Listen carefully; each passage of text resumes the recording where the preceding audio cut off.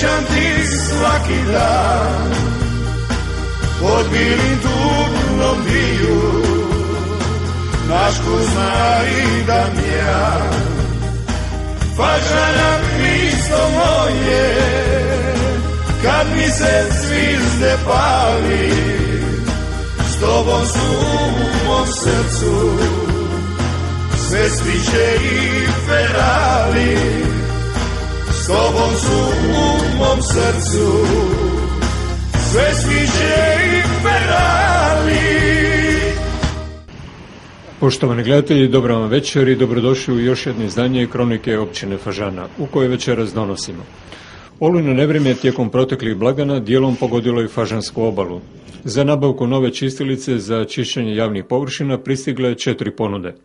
Općina najavljuje ulaganje u obnovljive izvore energije. Brojni mještani za blagdan Svih svetih i Dušni dan posjetili mjesno groblje, a u tijeku je natječaj za izvođača radova novog groblja. Uz groblje otvorena je nova cvjećarnica. Općina zajedno s lokalnim ugostiteljima pokreće zanimljivu akciju za produžetak turističke sezone tijekom zimskih mjeseci. Više o najavljenim temama u minutama koje slijede.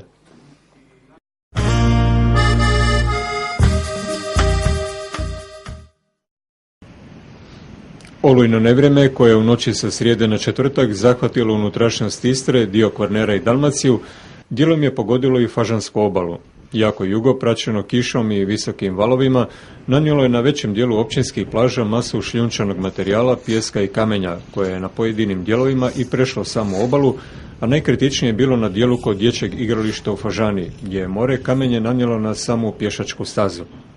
U raščišćavanje posljedica nevremena na teren su izašli djelatnici komunalaca, a pridružili su im se i članovi Fažanskog DVD-a.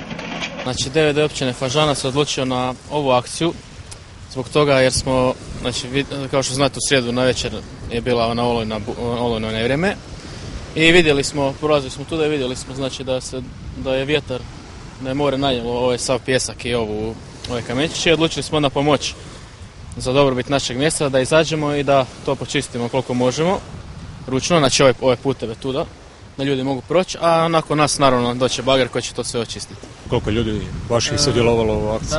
Danas smo uspjeli, 6 nas je uspjeli izaći na intervenciju, budući da je petak, neki ljudi rade, nisu mogli, bili su spriječeni i tako. Evo, pa smo... Kad planirate da bi mogli to riješiti? Pa evo, mi smo, što se tiče našeg dijela, mi smo još malo gotovi i još samo sad na bageru da to počisti sve do kraja. To je. Visina štete tek se treba utvrditi i sanirati. Inače, podsjetimo, općina je pred početak ovogodišnje turističke sezone u uređenje i opremanje općinskih plaža uložila 800.000 kuna, pa će otklanjanje posljedica novonastale štete iziskivati nova financijska sredstva kao dodatni trošak prouzročen višom silom.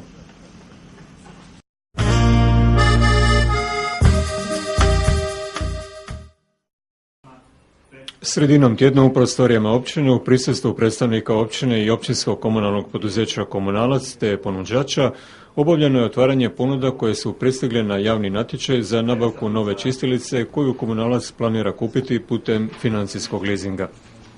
Javili su se 4 ponuđača. Odabrali smo u principu najpovoljnije, ali moramo još iskontrolirati javnu nabavu da vidimo da li je sve ok i tako dalje. Evo. I onda znači moramo pričekati samo rok žalbe i donijeti odluku i krećemo odmah u nabavu same čistilice. Evo, koliko financijski planirate potrošiti? Pa financijski planiramo potrošiti nešto manje od 600.000 kuna neto, govorimo o netom iznosu, u principu to ide na leasing na 60 mjeseci, to jest 5 godina i cirka računamo ispod 10.000 kuna mjesečno bi trebala biti rata za tu čistilicu. Evo, što će njome dobiti komunalno poduzeće Komunalac i u konačnici cijela općina Fažana?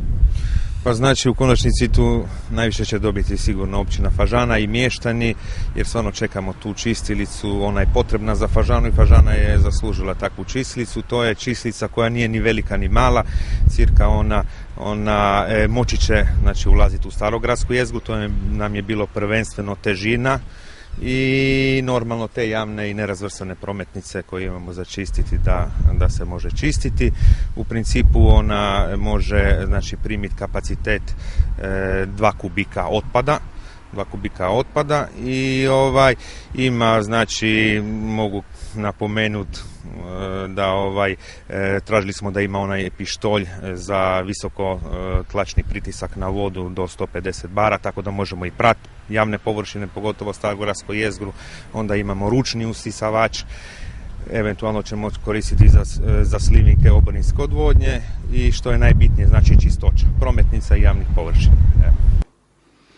Na ovu se investiciju komunalac odlučio nakon što se postojeća čistilica počela učestalo kvariti i što svojim operativnim mogućnostima više nije udovoljavala potrebama oko održavanja javnih površina općine. Rok isporuke nove čistilice je 60 dana, tako da bi ona trebala stići oko nove godine, kada bi s njome trebalo započeti i čišćenje općinskih javnih površina.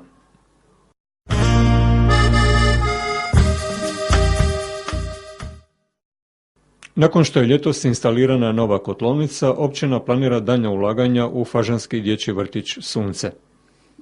U dječjem vrtiću Sunce bili je problem sa staklima, sa prozorima, to ćemo popraviti i napravit ćemo i fasadu, popravit ćemo fasadu. Ali osim u dječjem vrtiću Sunce radit ćemo i na 3 objekta koji su u vlasništvu općine Fažana. Znači to su stanovi gdje nam žive stanari, ali je naše vlasništvo. Tu ćemo ići u popravke krovova, ićemo u popravke toaletnih čvorova, ićemo, znači, kompletno u stolariju i negdje je procjena da će to negdje vrijediti oko 300.000 kuna.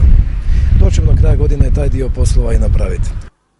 Uz to općina kreće i u realizaciju projekata vezanih za obnovljive izvore energije, točnije u primjenu korištenja solarne energije. A to će biti da ćemo kroz jedan projekat napraviti male elektrane na bazi sunca, znači da iskoristimo to sunce kad smo već toliko bogati sa suncem, i to bi stavili na 3 objekta. Stavili bi na dječji vrtić, stavili na multimedijalni centar i stavili bi na zgradu općine.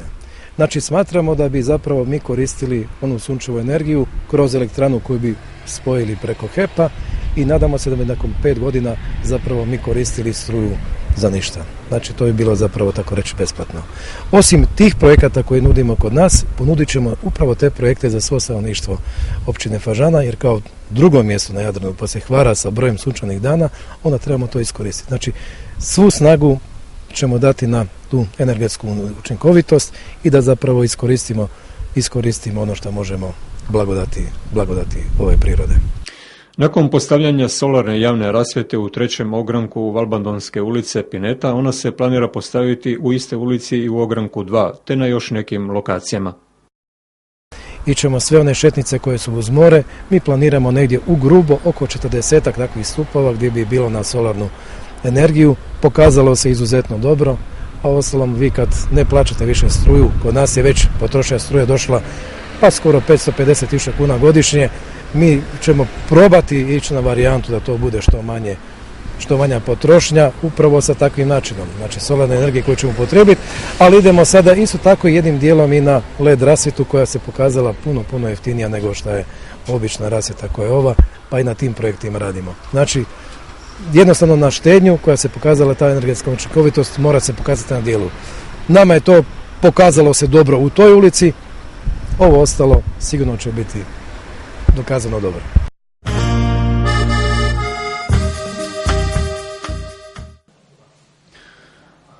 Turistička zajednica općine Fažana sredinom tjedna organizirala je za privatne iznajmljivače na području općine edukativnu radionicu oko prijave gostiju putem interneta, što je sve šira praksa te najbrži i najlakši način dostave osnovnih podataka gostiju.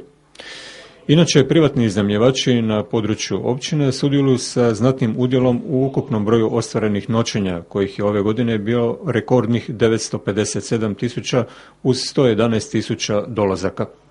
Evo, moram reći da sam zadovoljna i optimistički gledam. Tako sam prošle godine govorila da će ova biti bolja, ona prije da će biti bolja, znači svaka sljedeća je bolja i to se zaista pokazalo.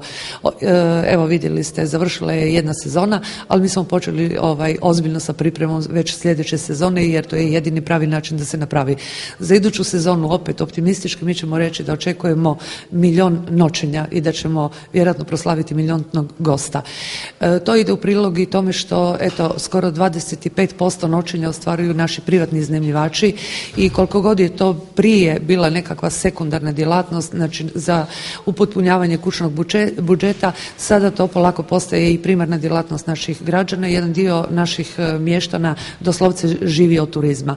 Prema tome i ovaj sastanak i svi sastanci koji se organiziraju sa iznajmljivačima idu upravo u tom smislu da poboljšamo sezonu, da njima pomognemo i da se jednostavno taj broj noćenja i poveća onoliko koliko je to moguće, da se sezona produži, a da se njima olakša rad. Ova sezona je bila, ja bih rekla, dobra. Popunjenost je bila ok i dosta je rano počela. U odnosu na lanjsku, recimo kad je bilo do polovine 7. mjeseca prazno, tako reći. Tko su bili vaši gosti? Gosti su mi uglavnom Njemci, ove godine nešto čak i Rusi i Poljaci i to je to. Nešto Talijani, ali vrlo malo. Kako su bili zadovoljni? Jako su zadovoljni su promjenama u Fažani, neki od njih dolaze već više puta i vide napredak u odnosu na uređenje mjesta, na uređenje plaža, recimo, to je bila onako jedan velika promjena u odnosu na lanjsku godinu. Društveni život im se puno više sviđa nego ranije, uvijek se nešto zbiva na ulicama Fažane i na trgovima. Mogu reći da je sve svaki dan sve bolje u stvari. Evo recite po vama kao privatni iznajmljivača, što bi trebalo možda popraviti i poboljšati za još kvalitetnije turističku ponudu u općini Fažana? Pa nešto bitnoga mislim da nije tako važno, ali ima nekih sitnica, na primjer nešto možda infrastrukture, malo više osvjetljenja. Ja sam u dijelu Fažane koja nema baš jako dobru rasvjetu. Na Galežanskoj cesti. Možda malo ceste. Ta Galežanska ulica nam nije, to je ono što je baš u mom smjeru. Inače u pravilu Fažana si je i na tom polju napravila dosta. Vodnjanska recimo ove godine sređena, reklo bi se do kraja, dobila je rasvjetu, dobila je popravljen asfalt i tako da ima. Možda najviše što nedostaje baš gostima koji navečer dolaze, nogostup nije uređen i teško da će i biti jer je ulica takva da nema baš puno mogućnosti za to. Ali to u stvari nedostaje. Ljudi idu pješice, idu po prometnici. Mislim da se svake godine sve bolje stvari događaju u našoj općini. Plaža je uređenija, šetnica, događaju u Fažani, događaju u Valbandonu i mislim da to za jedan ovako obiteljski turizam kakav je pretežno kod nas da je ovo jako dobra stvar. Evo recite, kako ste popunjenost imali, tko su vaši gosti i kakvi su njihovi dojmovi o općini Fažana? Da, moji su više ovako Njemci, Poljaci su bili, Talijani. Zadovoljni su ovako obiteljskim tim kućama mirom koji ovdje imaju. Pretežno vidim da više vole mir, voljeli bi više toga i na plaži, pa nekako moji biraju tako nekako predsezonu ili postsezonu, a eto, žele se odmoriti od Velegrada očito. Evo recite po vama što bi još trebalo poboljšati za unapređenje turističke ponude općine? Možda, ne znam, neka animacija za djecu, recimo na plažama ili tako nešto. A drugo, mislim, što prirodnije, a te događaje stvarno svi pozdravljaju. Bogato ljeto svakodnevnih zbivanja i to je ono što treba i dalje. Pohvale su zaista za plaže, za šetnice, za urednost, za čistoću. Međutim, ima još mnogo tih stvari koje se mogu napraviti, pa recimo meni su konkretno gosti strani rekli, došli su do mene, pohvalili da je to sve divno, krasno, ali kaže trebali bi imati puno više cvijeća, sam ulaz u Fažanu mora vam biti i osvjetljen i puno zelenila i to je ono što ćemo recimo za iduću godinu raditi. Znači još turističke ponude, kvalitetne turističke ponude, uređenje mjesta i ono što u stvari naši iznajmljivači koji imaju problema recimo u pokretnim ulicama, tamo gdje fali ogranak, pineta, Valbanom pogotovo, gdje fali javna rasvjeta, postaviti više kontejnera, više uređivati zelene površine, više raditi na čistoći. Osim toga, eto, i komunalac je imao javnu nabavu, znači nabavlja se nova čistilica, znači to je još jedan doprinos gdje će naše mjesto zaista biti čisto. Želimo Fažanu punu cvijeća, a sa što manje smećare. A u svrhu poboljšanja turističke ponude općine i izvan sezone, općina pokreće s lokalnim ugostiteljima zanimljivu akciju. Pa tako je, gledajte, već unazad 3 godine krenuli smo upravo radi produljenja te naše turističke sezone kroz, ako ne možemo kroz noćenja, ona barem kroz rad naših restorana i gastroponude. Pa smo pokrenuli fažanske gušti delicije. Kako je veliki interes građana, stanovnika naših okolnih mjesta, Pule i ostalih mjesta za posjet Fažani, pogotovo kad su lijepa vremena, eto pokušavamo pokrenuti sa ugostiteljima inicijativu obiteljskih vikend ručkova. Da bismo upravo i privukli goste da dođu u Fažanu, općina u prilog tome daje besplatan parking, dakle mi se odričemo parkinga tako da svi koji vikendom dođu u Fažanu na ručak, u šetnju, na kavu, na kolače, nije bitno, da imaju besplatan parking. Evo i to je poticaj našim ugostiteljima da eto i oni dobro rade i da produže svoju sezonu. Tako bi se obiteljski ručkovi vikendom nudili za 100 kuna za četveročlanu obitelj, a naiđe li akcija na dobar odaziv, u što nema sumnje, Fažana bi i u zimskim mjesecima mogla postati jedno od posjećenijih i omiljenijih vikend odredišta domaćih posjetitelja.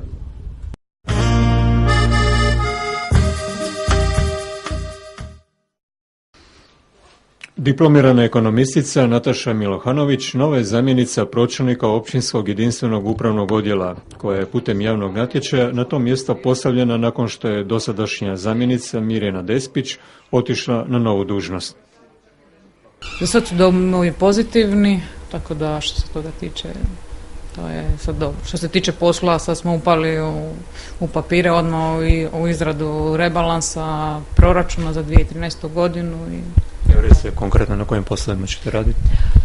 Pa sada, znači ono što će biti najveće promjene u rebalansu ide sanacija muzeja, znači na Župnom trgu, to ide sanacija krovišta, limarija, stolarije u našoj zgradi u ulici Don Valentin Cukerić. Onda imamo izgradnju oborinske odvodnje.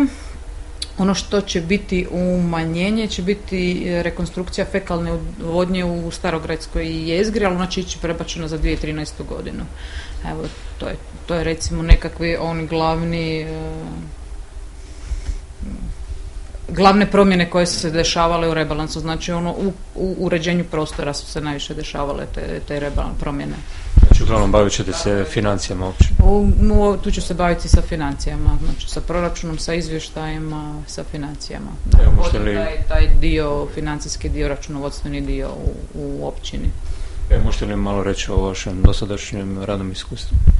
Pa do sada nisam radila konkretno sa proračunom, ali sam radila u financijama i 6 godina imam što se tiče iskustva u financijama, u izvještajima i tim stvarima, tako da to je bilo radno iskustvo. Privatni sektor je bio privatni sektor.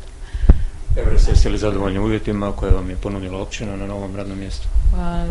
Jesam, zadovoljna sam, zato sam i prihvatila radno mjesto, tako da do sada sam zadovoljna sa tim uvjetima.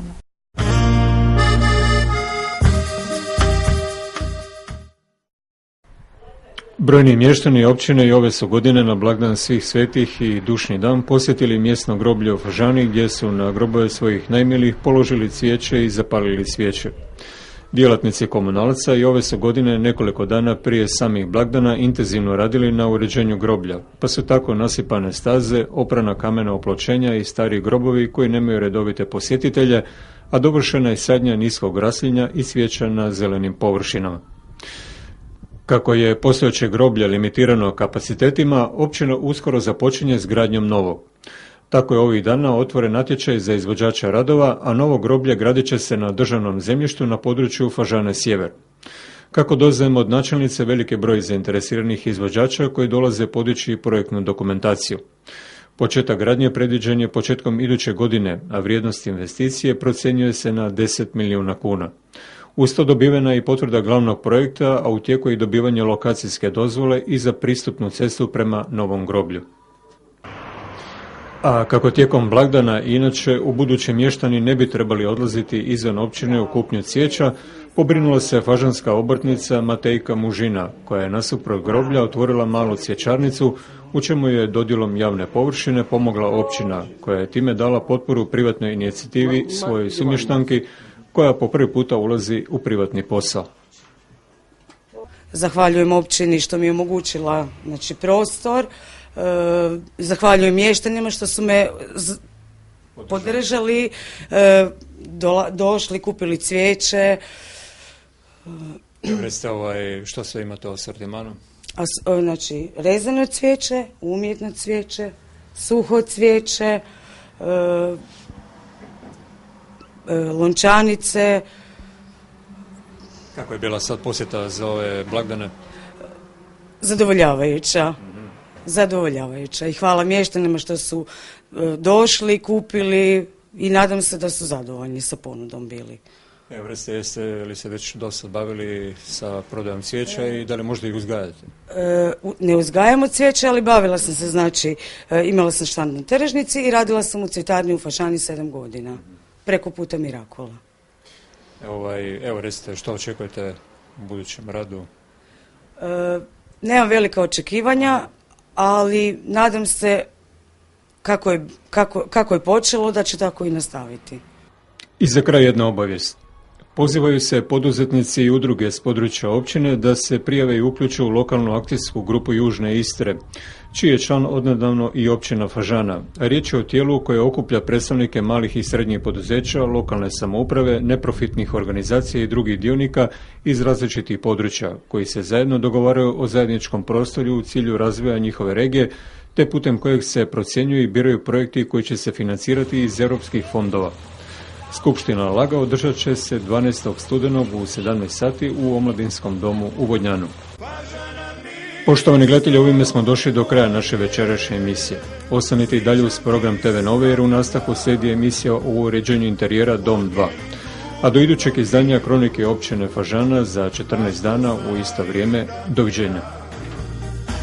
Fažana, Hristo moje, kad mi se zvizde pali, s tobom su u mom srcu sve sviće i Ferali, s tobom su u mom srcu sve sviće i Ferali.